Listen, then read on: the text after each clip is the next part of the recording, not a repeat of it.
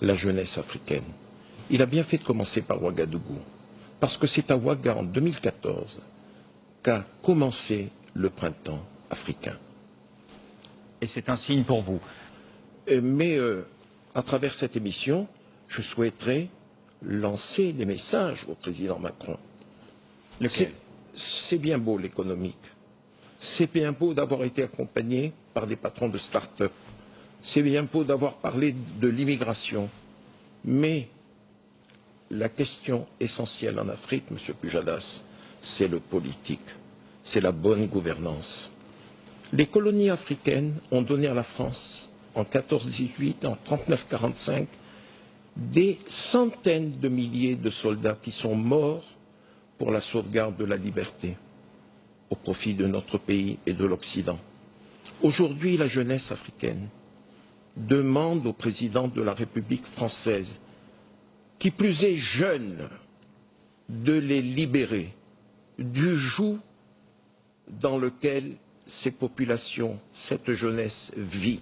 Vous, Robert sous la Bourgi, botte de despotes. Vous, Robert Bourgi, vous qui tenez sont ce là, discours. oui, absolument, Monsieur Pujadas. Vous êtes connu pour avoir été l'ami de ces despotes, même si vous avez pris vos distances ensuite. Monsieur Pujadas, comme disait le président Chaban-Delmas, il n'y a que les imbéciles qui ne changent pas d'avis. Et comme le disait le général de Gaulle, pour qu'une nation soit grande, il faut qu'elle épouse le mouvement général du monde. Aujourd'hui, le monde a changé. Le mondialisme exige des choses qui n'étaient pas possibles auparavant. L'Afrique doit muer d'un point de vue politique. L'Afrique attend de la France qu'elle pèse de son poids sur ces présidents africains qui restent 10, 15, 20, 30 ans, 40 ans, 50 ans au pouvoir. Monsieur Pujadas, le président Macron n'était pas né quand certains de ses chefs d'État étaient déjà au pouvoir. Bonsoir Fabien. Bonsoir David. C'est à vous. Bonsoir Robert Bourgi. Bonsoir. Cet été a eu lieu à Paris le premier procès pour des biens mal acquis, c'est-à-dire des immeubles, des appartements. Voilà, ça, ce sont des biens qui tombent par terre, des bouteilles d'eau. Voilà. Des immeubles, des appartements achetés par le vice-président de Guinée équatoriale au Biang. La justice a estimé que ce patrimoine a été acquis avec l'argent de la corruption et donc il a été condamné à 3 ans de prison avec sursis. Des biens comme cela, est-ce qu'il y en a beaucoup en France? Est-ce qu'il y a donc beaucoup, potentiellement, de procès et d'affaires qui vont émerger? Vous avez le Congo, Brazzaville, vous avez le Gabon, notamment les propriétés d'Omar Bongo. Et si l'on s'intéresse de plus près, je pense qu'il y a d'autres chefs d'État africains qui pourraient tomber sous la coupe de la justice française. J'ai été un acteur et un témoin de la France-Afrique, tant du côté obscur que du bon côté de la France-Afrique. Je ne souhaite pas que le côté obscur se pérennise. Pas du tout. Monsieur Pujadas, le président Bongo accède au pouvoir en 1967. Je l'ai servi loyalement, efficacement, et je l'ai tant aimé.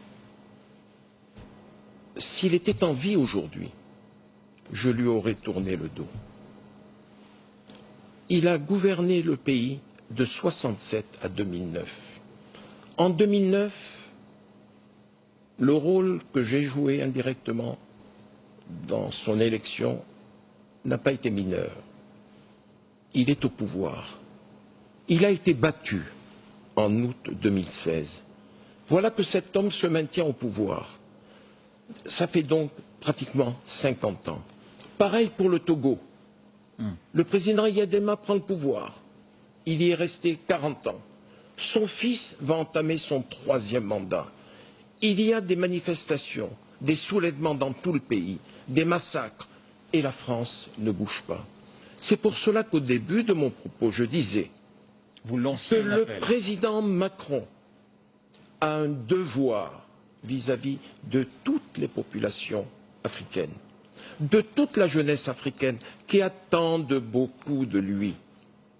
Il est jeune et ses semelles ne sont pas plombées par ce que l'on appelait la France-Afrique. Et on lui dira facilement que c'est de l'ingérence. Si la France intervient dans les choix politiques des pays d'Afrique, elle sera considérée comme une ingérence, cette action-là. S'il a le mandat de l'ONU, un mandat international, comme l'a fait le président Sarkozy en Côte d'Ivoire, pour envoyer Laurent Gbagbo à La Haye, c'est pas difficile.